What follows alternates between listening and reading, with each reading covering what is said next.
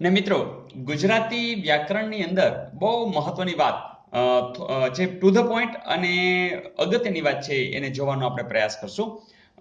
શબ્દ લીધો છે ધ્વનિ શ્રેણી. એમાં કે ધ્વનિ એટલે શું? આપણે એમ કહેશું કે ભાષામાં જે નાનામાં નાનો ઘટક છે ને એ મિત્રો ધ્વનિ છે. આજે થોડું ડિટેલમાં જોવું છે, જે તમને બહુ ઉપયોગી છે, એટલે થોડું હું એ રીતે વાત કરીશ કે જ્યારે આપણે બોલીએ છીએ ગુજરાતી, તો ખરેખર શું થાય છે? તો તમે જે ઓલું સ્વર ને વ્યંજન વિશે જાણો છો ને, એની જ વાત કરું છું. તો ગ, પછી એની સાથે ઉ, પછી તો કે જ, પછી તો કે અ, પછી તો ર, પછી તો આ, પછી તો કે ત, અને પછી તો કે ઈ.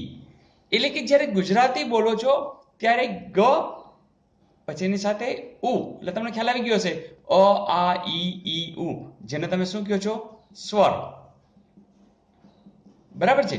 એ જ રીતે વ્યંજન પણ આપણે બોલીએ છીએ. તો વ્યંજન કોણ આવે? ક, ખ, ગ, ઘ વગેરે.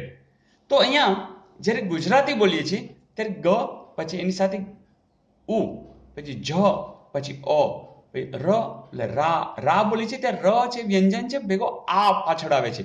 એ જ રીતે તી બોલી છે તો ત પછી ઈ એમ બોલાય છે. તો અહીંયા સ્વર અને વ્યંજન સાથે રહી અને આ એક શબ્દ રચાય છે. એ અક્ષરો છે એના આધારે શબ્દ બન્યો છે. તો આપણે એમ કહી શકીએ કે નાનામાં નાના ઘટક ક્યાં છે? તો આ બધા છે.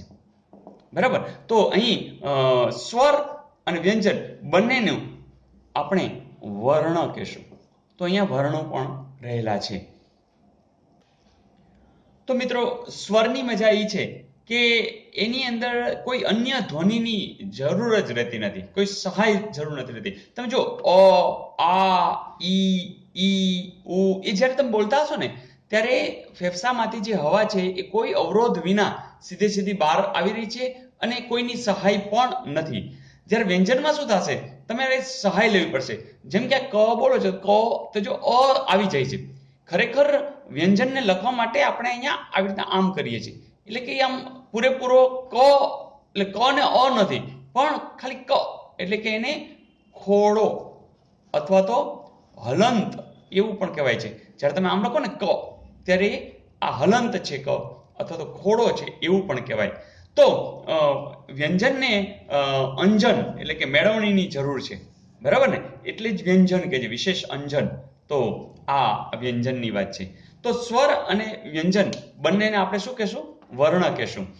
જ્યારે ગુજરાતી શબ્દ બોલ્યા ત્યારે ગ વ્યંજન છે, એની સાથે ઉ સ્વર છે, વળી પાછું વ્યંજન છે, ત્યારે આ જે વસ્તુ રચાણી એને આપણે ધ્વનિ શ્રેણી કહેશું. તો મિત્રો, ધ્વનિ શ્રેણી એટલે બીજું કંઈ નથી, આ બધા વર્ણો ભેગા થઈ જે અક્ષરો રચ્યા છે, જે અક્ષરો દ્વારા જે શબ્દ રચાયા છે, એ શબ્દને આવા સ્વરૂપમાં લખશું તો એ આખી ધ્વનિ શ્રેણી રચાઈ રહી છે. તો મિત્રો, અક્ષર વિશે આપણે એમ કહી શકીએ કે જે આ વ્યંજન સ્વરની મેળવણી ભેગી થઈ અને એક ઘટકરૂપ સમૂહ જે રચાય છે, તો એને આપણે અક્ષર કહીએ છીએ. બીજી એક વાત કહી દો કે તમે સીધા જે વર્ણ છે એ તમે કહી ન શકો. દાખલા તરીકે આને બોલવું હશે તો એ સમૂહ રૂપે જ બોલી શકશો. ગુજરાતી, તો ગુજરાતી જ્યારે બોલશે તો ગુજરાતી આખો શબ્દ બને છે.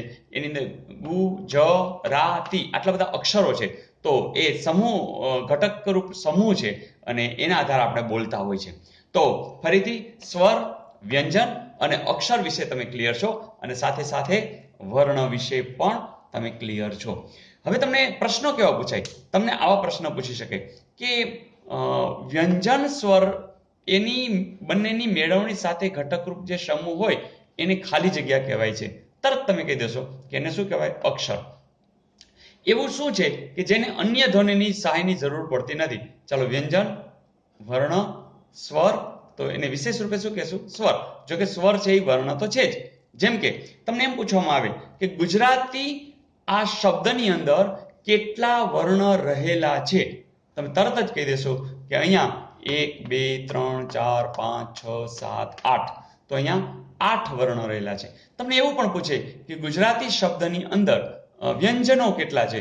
તો તમે વ્યંજન શોધી લેશો 1 2 3 અને 4. સ્વર કેટલા છે? 1 2 3 અને 4. તો આ પણ આવડે.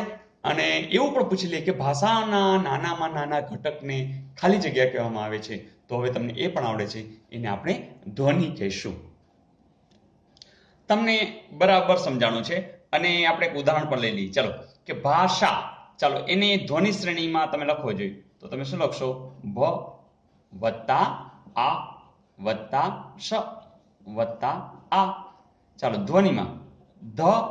જો હવે ધ અડધો જ છે, એટલે હજી પાછું કોણ આવશે? વ, ધ્વ. અને પછી આવે છે અ, પછી ન, વત્તા ઈ રસ્વ. ચાલો, એ જ રીતે વ્યાકરણ. ચાલો, કેવો આવે છે? વ, પછી ય, પછી આ, પછી ક, પછી અ, પછી વ્યાક ર, પછી અ, પછી ણ. હવે કંઈ આવતું નથી. શું કામ નથી આવતું? એના વિશે નેક્સ્ટમાં જોઈએ. કારણ કે વ્યાકરણ જ્યારે બોલીએ છીએ ત્યારે છેલ્લે અ બોલાતો નથી. જેમ કે આપણે બોલીએ છીએ રમેશ, તો એ શ છે એ ભલે આમ હલંત લખતા નથી, પણ પાછળ એની પાછળ છેલ્લે અ આવતો નથી. તો એના વિશેની વાત ચાલો નેક્સ્ટમાં કરીએ. ઓકે, તો ફરીથી આ જરા જોઈ લેજો કે ધ્વનિ કોને કહેવાય, સ્વર કોને કહેવાય, વ્યંજન કોને કહેવાય, અને વર્ણ કોને કહેવાય, અક્ષર કોને કહેવાય. ઓકે,